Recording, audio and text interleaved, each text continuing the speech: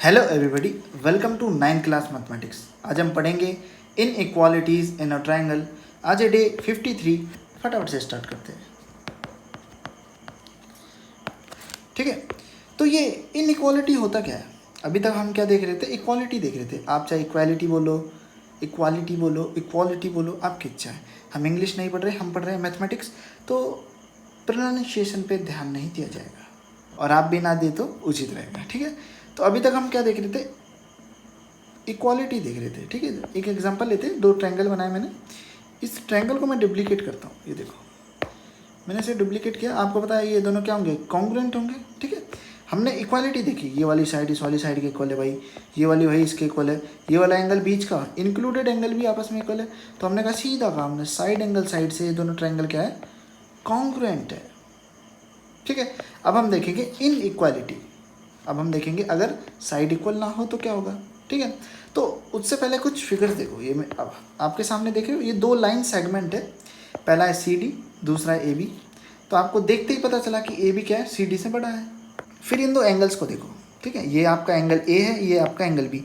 आपने डायरेक्ट देखा, आपने बताया एंगल ए आपका क्या है? एंगल बी से बड़ा है। तो देख रहे हो यहाँ पे आपका इनइक्वल चीज़ें आ रही है। तो इतना तो कन्फर्म हो गया। हम इन इक्वालिटीज़ में क्या पढ़ने वाले हैं? कंपैरिजन देखेंगे। हम पढ़ेंगे क्या? कंपैरिजन पढ़ेंगे हम, कि भाई अगर कंपेयर करके बताओ कि साइड बड़ी है छोटी है, ऐसे करके पढ़ेंगे। अब देखो आगे देखते हैं। तो इस एक्टिविटी को मैं आपको पढ़ने को कहूँगा, आप अपनी ओर से पढ़ना इस एक्टिविटी को। ठीक है, एक्टिविटी को आप पढ़ना। ठीक है, मैं तो आपको कहूँगा। अब देखो ट्रायंगल की बात हो रही है, तो हम ट्रायंगल पे चलते डायरेक्ट। थ्योरम 7.6 पे चलते हैं। ठीक है, वो क्या कह रही है? If two sides of a triangle are unequal. अब देखो इनइक्वालिटी पढ़ रहे हैं तो हम इसमें अनइक्वल चीज़ों के बारे में पढ़ेंगे। Unequal the angle opposite to the longer side is larger और ग्रेटर। इसका मतलब क्या हुआ? अगर आपके पास ऐसा ट्रायंगल है, ये देखो, इस ट्रायंगल को देखो, दो साइड अनइक्वल हो। कितनी साइड? दो साइड अनइक्वल हो तो क्या होता है? तीन भी हो सकती है, कोई फ़र्क नहीं पड़ता। तीन भी हो तो कोई फ़र्क नहीं पड़ता। अगर दो साइड अनइक्वल हो तो जो आपका ये जो लंबी साइड है, देख रहे हो, बी सी, तो इसके जो सामने वाला एंगल होगा ना, ये एंगल ए, ये सबसे बड़ा एंगल होगा। सबसे बड़ा एंगल होगा। ठीक है, ये सबसे बड़ा एंगल होगा, एंगल ए। मतलब जो लंबी साइड है उसके सामने वाला एंगल सबसे बड़ा होता है। वही लिखा हुआ है यहाँ पे, the angle opposite to the longer side is larger. ठीक है, इसको अपने दिमाग में फिट कर लो। वीडियो पॉज करो, एक बार और पढ़ो। लो, मिटा दिया मैंने ये सब। इसे अपने दिमाग में फिट कर लो, क्योंकि एक्सरसाइज 7.4 में इन दो तीन थ्योरम्स की जरूरत पड़ने वाली है। तीन थ्योरम है इसमें कुल, 7.6, 7.7, 7.8। ठीक है, उसके बाद देखो यहाँ पे अनदर एक्टिविटी लिखी हुई है, इसे पढ़ना। मैं आपसे कहता हूँ इसे पढ़ना। ठीक है, अपनी ओर से पढ़ना। देखो इन्होंने क्या कहा है, इन्होंने वही इसी 7.6 और 7.7 को ही मिला जुला के कहा है यहाँ पर, एक्टिविटी में प्रूफ किया है। ठीक है, देखो अगर आपको थ्योरम को प्रूफ करना हो, ये जैसे 7.6 को आपको चेक करना है, प्रूफ तो कर नहीं सकते, एक्टिविटी में चेक करते हैं हम, केवल वेरीफाई करते हैं। ठीक है, तो आप क्या लो, दो A4 शीट लो, उसमें ऐसे दो ट्रायंगल बनाओ जिनकी क्या हो? दो साइड अनइक्वल हो। दो साइड क्या हो? अनइक्वल हो। फिर देखो कि जो आपका सबसे लंबी साइड है ना, उसके सामने वाला ट्रायंगल, जो सामने वाला एंगल है, वो क्या बड़ा है छोटा है बाकी एंगल्स की तुलना में। ठीक है, आपको बाकी एंगल्स से उसका कंपैरिजन करना है। ठीक है, बस आपको पता चल जाएगा कि भाई गणित है और जादू है कि। ठीक है, तो आगे देखते हैं। आगे है थ्योरम 7.7। ये क्या कह रही है? In any triangle the side opposite to the larger greater angle is longer. देखो ये उसका कन्वर्ज स्टेटमेंट है। ठीक है, ये स्टेटमेंट उसका कन्वर्ज है। मैंने आपको बताया मैथमेटिक्स में स्टेटमेंट के साथ कन्वर्ज भी लेके चलते हैं। इसका कहने का मतलब क्या है? इस फिगर को समझ लेते हैं, इस फिगर से ही समझ लेंगे हम। ठीक है, इसका कहने का मतलब है कि अगर ये आपका एंगल सबसे बड़ा है तो इसकी जो सामने वाली साइड है वो सबसे बड़ी होगी। बस कन्वर्ज स्टेटमेंट। ठीक है, आपका ये एंगल अगर सबसे बड़ा है ना पूरे ट्रायंगल के सभी एंगलों में, तो ये वाली जो साइड है BC, ये सबसे लंबी साइड होगी। बस उसका कहने का मतलब यही है। तो बस इन दो स्टेटमेंट को भी अपने दिमाग में फिट कर लो। ठीक है, वीडियो पॉज करो, इस स्टेटमेंट को 2-3 बार पढ़ो अच्छी तरह। आई होप आपने पढ़ लिया होगा। ठीक है, अब यहाँ पे लिखा है this theorem can be proved by the method of contradiction.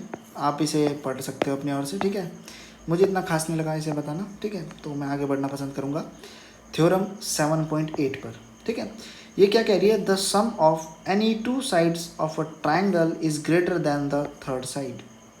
ठीक है, अब इसे समझते हैं ये क्या कहना चाह रही है। ये कहना चाह रही है अगर आपके पास एक ट्राइंगल है, ये आपके पास ट्राइंगल था ABC, ये देखो ABC, तो सही से बन जा, ये देखो ये ABC है आपका, चलो मान लो ABC है, ठीक है। तो ABC में अगर आप दो साइड ले रहे हो AB और BC, तो AB plus B sorry AC कहाँ गया, AB और AC ले लेते, ठीक है। AB प्लस AC, आप BC के साथ भी कर सकते हो, कोई फ़र्क नहीं पड़ता। AB प्लस AC, दो साइड का जो सम है वो बड़ा होगा तीसरी साइड से। AB प्लस AC क्या होगा, ग्रेटर देन होगा BC से, बस। अब देखो मैं इसे प्रूफ करना यहीं पे बता दूंगा कैसे प्रूफ करेंगे, ठीक है।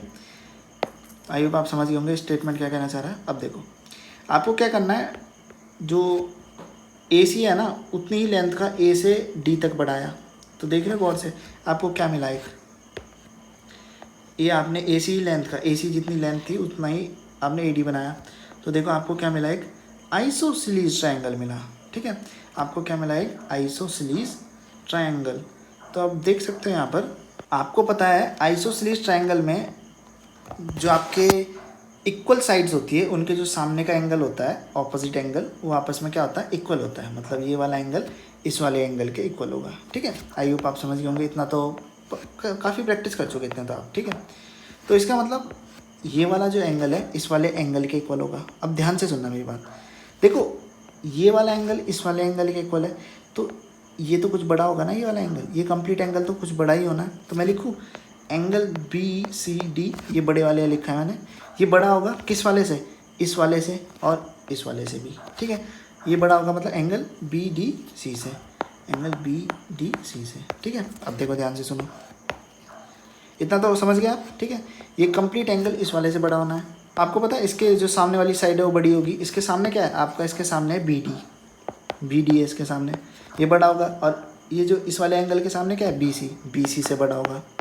अब देखो BD किससे मिलके बना है, AB और AD से, तो मैं लिखूँ AB प्लस AD, अरे AD है ना, AD बड़ा होगा किससे, BC से। अब देखो ध्यान से, जो आपने AD था वो AC के इक्वल लिया था, ठीक है। तो मैं लिख सकता हूँ AB प्लस AC आपका बड़ा होगा BC से, ठीक है। बस आपने प्रूफ कर दिया उसे, ठीक है। आई होप आप समझ गए होंगे, ठीक है। बस इसे पढ़ लेना आप एक बार अपनी ओर से, बस इतना ही था इसमें। ये थी आपकी थ्योरम 7.8। वीडियो पॉज करो, इसका स्टेटमेंट भी याद करो अभी अभी। आई होप आप समझ गए होंगे। अब देखो हम एग्जाम्पल 9 देखेंगे, ठीक है। एग्जाम्पल 9 कह रहा है D is a point on the side BC of triangle ABC such that AD is equal to AC। See figure 7.47 show that AB is greater than AD, ठीक है। मतलब फिगर से समझते हैं, आपको प्रूफ क्या करना है, ये जो आपका AB है इस AD से क्या है, बड़ा है। आपको क्या दिखाना, आपको ये दिखाना, मतलब ये जो AB है, ट्रायंगल मेन आपका ट्रायंगल कौन सा है, ट्रायंगल है आपका ABC, ठीक है। अब देखो आप यहाँ पे क्या गलती कर सकते हैं, देखो मैं पहले गलती बताता हूँ। आप इससे कंपेयर मत कर देना, कहीं आप सोचो कि मैं इस वाले एंगल को बड़ा दिखा देता हूँ तो ये बड़ा नहीं, भाई ABC ट्रायंगल की बात हुई है, ठीक है। तो हम देखेंगे कि ये जो ये वाला एंगल है, ये वाला एंगल आपका बड़ा बैठना चाहिए किससे, इस वाले एंगल से, ठीक है। क्योंकि आपको पता है अगर एंगल बड़ा हुआ तो जो उसके सामने की साइड है वो क्या होगी, बड़ी होगी।